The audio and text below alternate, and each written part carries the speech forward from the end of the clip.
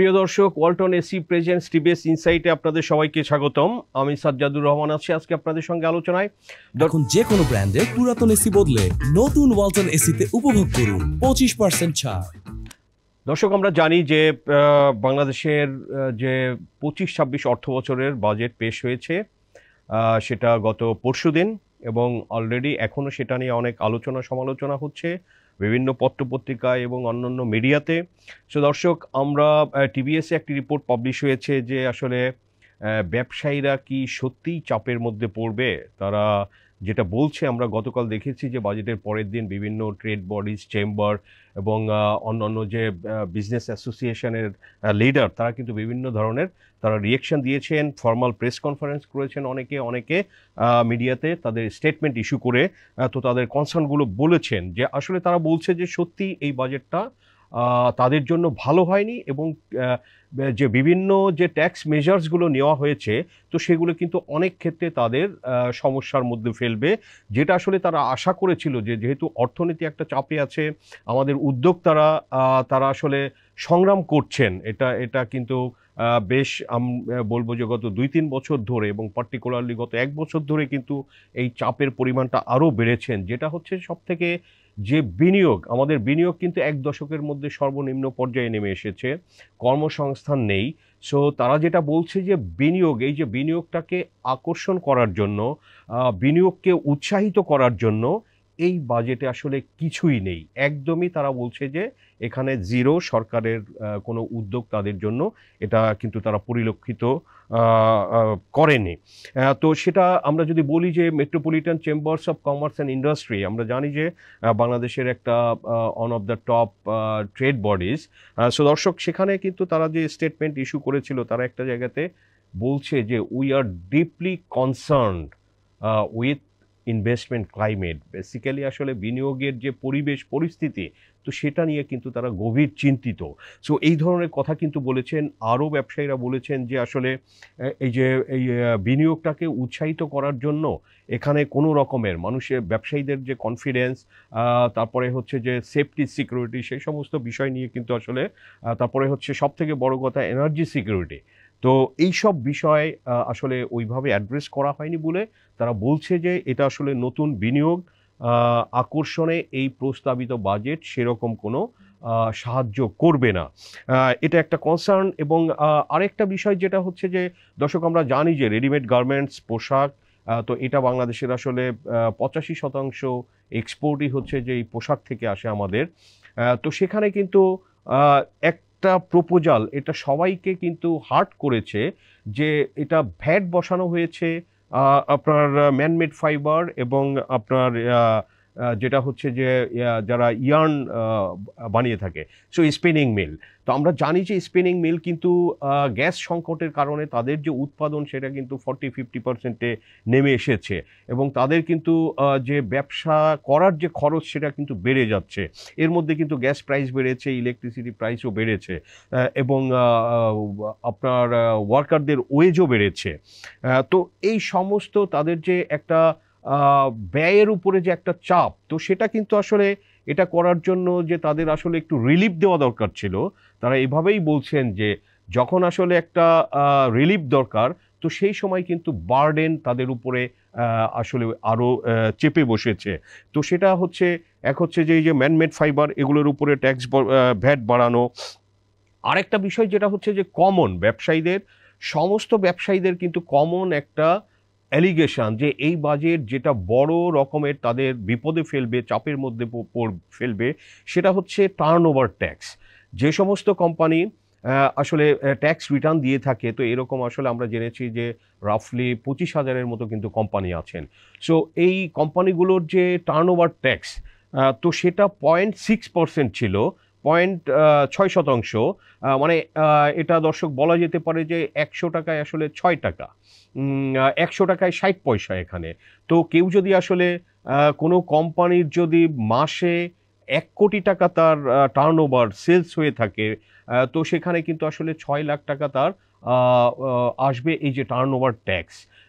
আসতো আগে যেটা 0.6 ছিল, তো সেটাকে করা হয়েছে 1%। সো 1% মিনস এখন কিন্তু এখানে আসলে চলে আসবে আপনার এখানে 10 লক্ষ টাকা বা 60,000 টাকার জায়গায় 1 লক্ষ টাকা। তো এটা আবার at the end of the year তো ওই কোম্পানিটা তারা যে আসলে লাভ করলো কি লোকসান করলো সেটা কিন্তু ট্যাক্স অথরিটি এটা বিবেচনায় নেয় না। এটারে মিনিমাম ট্যাক্স হিসেবে তারা ধরে নিচ্ছে। কারো থেকে আসলে এই যে টার্নওভার ট্যাক্স হিসেবে দেখা যাচ্ছে যে সারা বছর 1 কোটি টাকা আদায় করেছে, কিন্তু আসলে তার ইনকাম হয়েছে 50 লক্ষ টাকা। সো বাকি 50 লক্ষ টাকা আসলে তারা ফেরতও পায় না। তো সেটা কিন্তু আসলে তাদের জন্য একটা বড় কনসার্ন। তারা বলছে যে, এবং এটা আসলে কোনো প্রোগ্রেসিভ ট্যাক্স সিস্টেম হতে পারে না। এক্সপার্টরাও বলে থাকে যে এটা একটা কোম্পানি লাভ করলো কি লোকসান করলো সব বছর কিন্তু ব্যবসা একই রকম যায় না, কিন্তু তার কিন্তু এই পার্সেন্টটা আগেই কেটে নেওয়া হচ্ছে। সো এটা আসলে এইসব বিষয় চিন্তা করা দরকার। আমরা যেখানে আসলে এলডিসি গ্রাজুয়েশন, আমাদের কিন্তু এখানে ট্যারিফ লিবারেলাইজেশনের ব্যাপার আছে, গ্লোবাল সিস্টেমের সাথে কিন্তু আরও ইন্টিগ্রেট হওয়ার ব্যাপার আছে। তো সেগুলো কিন্তু আসলে ব্যবসায়ীরা বলছেন যে এটা আসলে সেটার সাথে আরও বৈপরীত্য তৈরি করে, এবং সেটা শুধুমাত্র ব্যবসা বাণিজ্যে খরচ বাড়াবে না, তাদের কিন্তু আসলে ক্যাশ ফ্লোটাও কমিয়ে দেয়। ক্যাশ ফ্লো কমিয়ে দিলে সে আসলে নতুন বিনিয়োগ করা সেটাও করতে পারে না, সে একটু বৃদ্ধি করবে সেটাও করতে পারে না, কারণ তার টাকাটা আসলে আটকে যাচ্ছে। সো এখানে কিন্তু সরকার বিষয়টা আরও ভাবতে পারে যে এটা নিয়ে কি করা যেতে পারে। এবং আরও ব্যবসায়ীরা যেটা বলেছেন যে এখানে আইএমএফের, আমরা জানি যে দর্শক যে আইএমএফের একটা লোনের মধ্যে বাংলাদেশ আছে, এবং আইএমএফের লোনের মধ্যে থাকা মানে বিভিন্ন শর্ত পরিপালন করা। এগুলো আসলে শর্ত পরিপালন না করলে কিন্তু আসলে তারা লোনটা ছাড় করে না। এবং এর মধ্যে অন্যতম আছে আসলে যে ট্যাক্স বাড়ানো বাংলাদেশের। আমরা জানি যে এই আগামী অর্থ বছরে যেটা আইএমএফের সাথে বাংলাদেশ সরকার যেটা সম্মত হয়েছে, 40,000 কোটি টাকা অ্যাটলিস্ট তাদের রেভিনিউ বা কর পরিমাণ বাড়াতে হবে। সো এই সমস্ত কারণে হয়তো সরকার এটা করেছে। কিন্তু ব্যবসায়ীদের কথা হচ্ছে যে একটা তো পরিস্থিতি দেখতে হবে। যখন ব্যবসায়ীরা সংগ্রাম করছে, তাদের ফ্যাক্টরি চাকা সচল রাখতে তারা প্রতিনিয়ত তারা সংগ্রাম করছে, গ্যাসের একটা বড় সংকট আছে। তো এর মধ্যে, এবং আসলে আরও একটা বড় বিষয় যে বাংলাদেশে কিন্তু উচ্চ মূল্যস্ফীতি গত 3 বছর ধরে আছে, এখনও 9% উপরে আছে কিন্তু। সো দর্শক, এই মূল্যস্ফীতির কারণে কিন্তু আসলে চাহিদাও কমে গিয়েছে।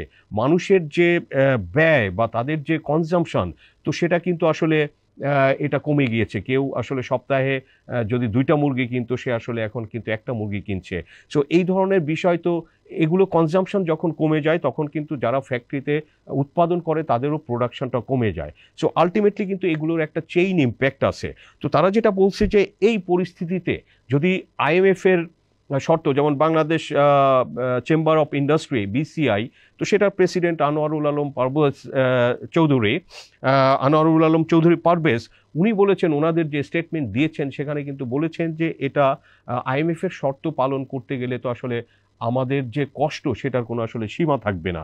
তো এটা তারাও বলছেন যে এই পরিস্থিতিটা আসলে বিবেচনা করার, এবং বিবেচনা করলে এগুলো কিন্তু বাংলাদেশের অর্থনীতির জন্য, তারা যে এখন একটা বলা যেতে পারে যে ক্রান্তিকালের মধ্যে দিয়ে যাচ্ছে, তো এই ক্রান্তিকাল থেকে আসলে উদ্ধারের জন্য তাদের যে সাপোর্ট, এক্সপোর্টে ইনসেন্টিভও কমে যাচ্ছে।